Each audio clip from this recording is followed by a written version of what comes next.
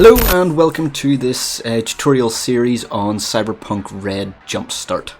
Now this is focusing solely on the Jumpstart kit that was released just at the start of August there. The core rulebook isn't out yet. As soon as it is, I will either be doing a completely new tutorial for it or amending this one as and when and adding stuff in, depending on how big the changes are. But this kit itself, I think, is really good for not only people new to Cyberpunk 2020, or well, Cyberpunk Red, but also to people who are completely new to our tabletop RPGs in general, because it's got very nice streamlined systems. Because it is a Jumpstart kit and not a core rule, it's very streamlined and very sleek, and it's a nice way, I think, to ease players into it. I think even whenever the core rulebook is out, I think this will be a nice set to sort of ease people in if they don't want to feel overwhelmed with rules. In this first one, I'm going to be focusing on character sheets. They're one of the most important things that you have, and the Jumpstart kit has a few pre-made characters, and their character sheets are built in such a way to make it quite easy for someone to make them their own. And I'll talk about that as I go through, but the Jumpstart kit itself doesn't have any hard and fast rules on creating a character from scratch. So I'll be doing it in another video, and it's quite fast and loose. It's really meant to be played with the pre-made characters and sort of make them your own, so I'll be focusing on that in this one. So here's your character sheet. It's fairly straightforward. The one thing that anyone who's played RPGs before, tabletop RPGs, you might notice that there are a lot of stats up here, up in the top bit. That bit there. There's quite a few there, and this is part of the system they put in to make these characters a bit unique with each playthrough. So we'll just make that a bit bigger.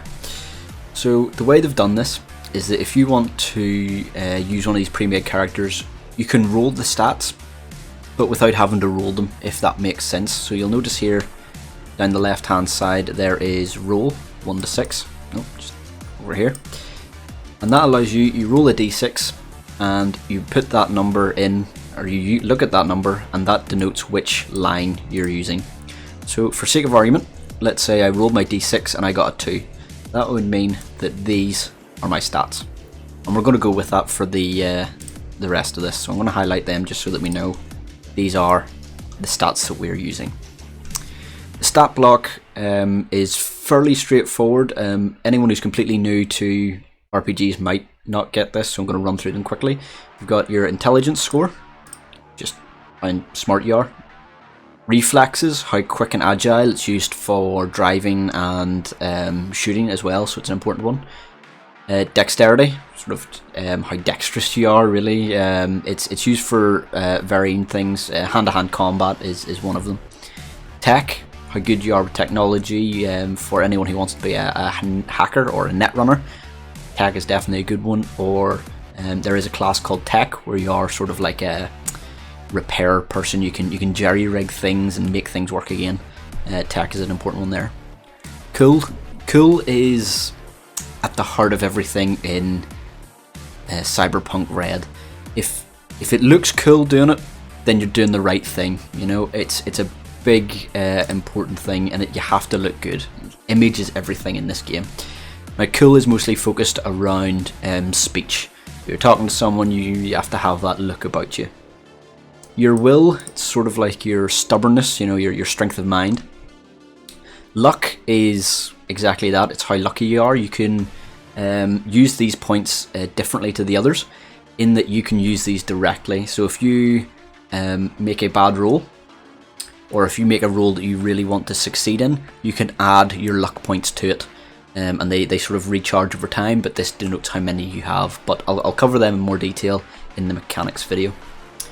Move, this is movement. How far can your character move? These numbers relate to a table that your referee will have, your GM, and he'll be able to tell you how much your movement is based on this. Body, it's how strong you are generally, and it's also linked to your hit points. And your empathy. Now, your empathy is an important one, but it doesn't come up too much in the Jumpstart kit. It sort of denotes how human you are. The world of Cyberpunk, there's a lot of robotics and cybernetics that are implanted into bodies, and the more of them you have above and beyond what you need, it starts affecting your empathy and your humanity, and whenever it gets below a certain point, it starts having bad effects. It's not a thing in the Jumpstart kit, and they've made all the characters in such a way that it won't become an issue, but in the core rulebook, that will definitely be something that needs addressed. Okay, so moving down, we have starting hits, seriously wounded, and death saves. These ones here. These are important. Nope, I don't need a comment. These are important because, well, it's your hit points. It's how close you are to dying. And your GM will have a table that lets you know what your starting hits would be, serious wounded and death save, and it's based off your body. So for mine, I know that in this my body is 7, and looking at the table I can see that my starting hit points are 35. I can't type in here because it's not editable, but you know, we can pretend. Your starting hit points are 35. My wound threshold is half that rounded up, which is 18, and your death save is your body. It is a direct copy of your body, and I'll talk about death saves and seriously wounded in the mechanics and combat video, but that's all you need to know now. That's your starting hit points, your full hit points. That's your seriously wounded threshold, and that's your death save dice.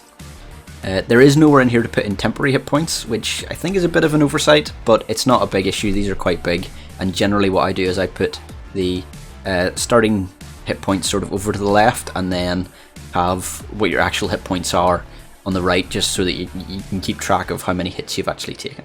Okay, moving down, on the left hand side we have skills. These are very important. They are directly linked to your stats in that they supplement each other. If you've played Dungeons and Dragons, like 5e or one of them, it's sort of like a tagged skill. It's a skill that you're good at, and it gives you some bonuses. So for example, athletics, it's, well, how athletic you are, how fit you are to do things like running or jumping or cool things like that. What it's saying is that it is a dex, so it's a dexterous skill that you're trying to do, and it gives you a +4 to it. So it means you add them together. So it means you can use your dexterity modifier, or your dexterity, which in my case is 7, +4, it's 11. So I get 11 before I've even rolled a dice. It means I've got 11. Now, that may not make a lot of sense, but I will cover that in the mechanics video, which will be coming out shortly after this.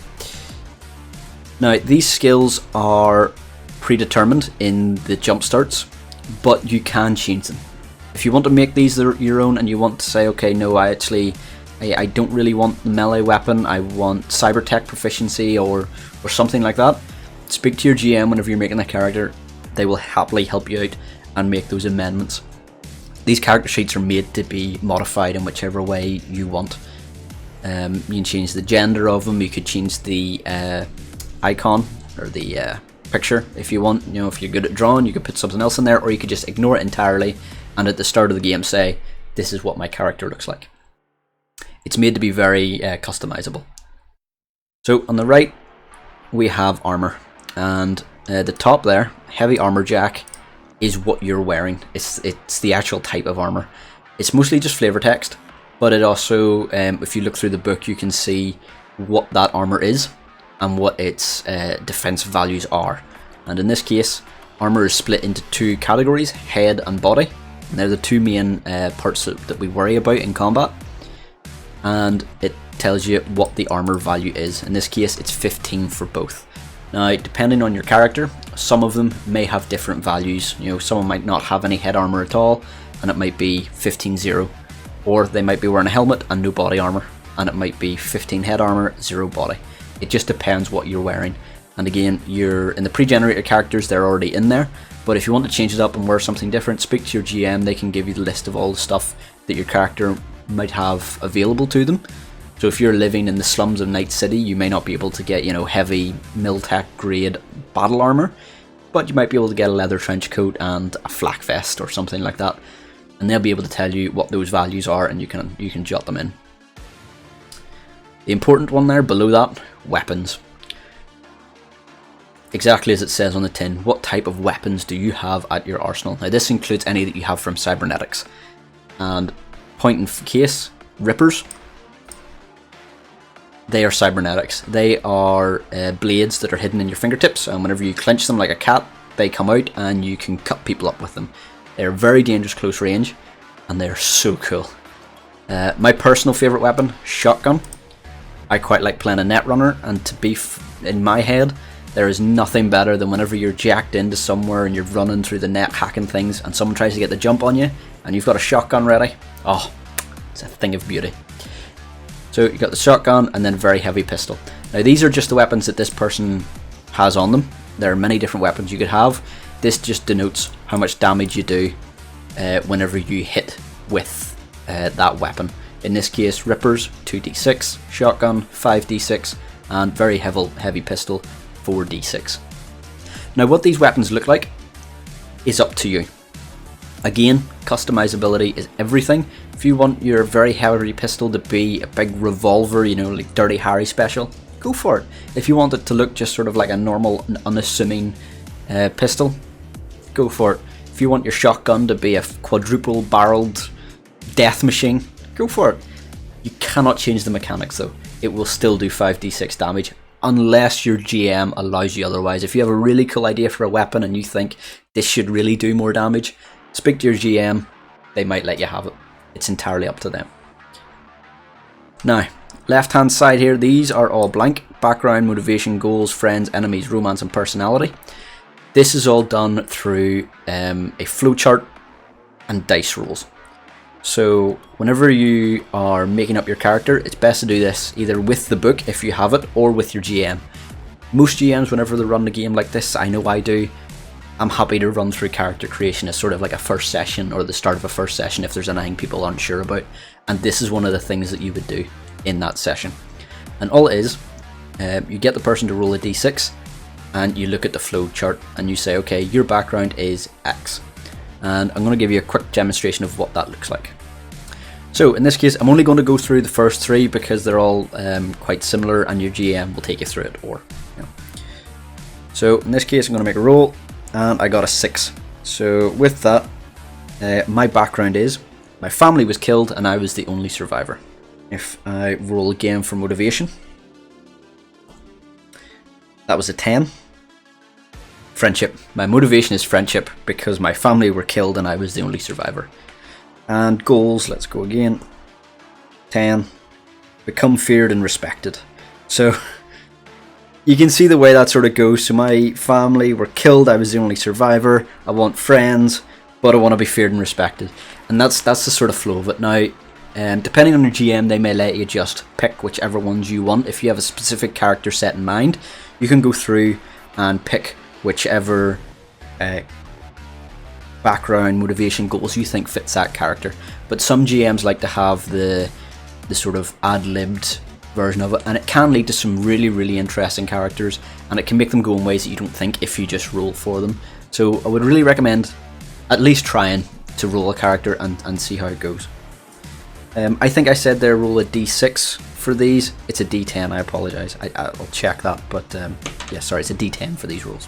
And it goes on, it says whether you have any friends, who those friends are, same with enemies, romance, and your personality. It's all a very similar process. Now on the right hand side, now we have Cyberware and Gear. Cyberware is, for want of a better word, the lifeblood of Cyberpunk, even though there's no blood in them, necessarily. They're cybernetic augments that put you above and beyond most people. Now, that would be true if everyone else didn't have them. These are very common, and the cyberware, at least the standard stuff, the non-weaponized, it's like getting your ears pierced. You could go into a pharmacy and get it done in about an hour. They're very, very easily implanted, very easily upgraded. There's a whole market around cyberware. Now, it's a bit different for weaponized cyberware, so we'll talk about that in a second with the rippers. But for the cyber optics and the likes of that, it's all very easy to get. So this person, or this character, has cyber optics, low light, basically night vision. They can see in the dark. There are a lot of different cyber optics that you can get, which are eye cyberware. from thermal imaging to, I think, X-ray. Maybe not in this rulebook, I don't think, but at least in previous versions you could get X-ray and stuff like that. They're very cool things. And again, even if it's not strictly speaking in the Jumpstart, ask your GM. If you think, do you know what, I really want X-ray vision, but I don't see it in the book, can I get it? Speak to your GM and they might allow it. But bear in mind, they're probably not going to make it that powerful. There will be downsides to it, I am sure. Okay, so down below that is rippers. 3-inch carbo glass claws in your fingers for cutting and stabbing. They are so cool. And these are more black market. Anything weaponized you generally have to get somewhere seedy to get fitted. But they're very effective, and a lot of people have weaponized cyberware in some shape or form. Okay, gear. Basically, what kit do you have on you? An agent is a very common one. It's basically like a tablet device. It's a pocket-sized machine that functions as a computer and a phone. Tablet, smartphone, that's basically it. The only thing to be aware of, as you may know, there is no internet, really. And in this case, this character has a ground car, which is exactly as it sounds. It's a car. They have a vehicle, which is quite a handy thing to have in your party, because vehicles are not cheap. You know, they are expensive, and in this case you can take this car and you can drive around. And for anyone who is brand new to Cyberpunk and RPGs and might be thinking, does that mean you can have a high-speed car chase? Yes. Yes, it does. So that's it. Now you know how to edit your character sheet and how to build your character in the way that you want, and more importantly you also now know how to read your character sheet. So if you have any questions, put them in the description, and I will try and answer them in later videos if need be. And yeah, good luck out there.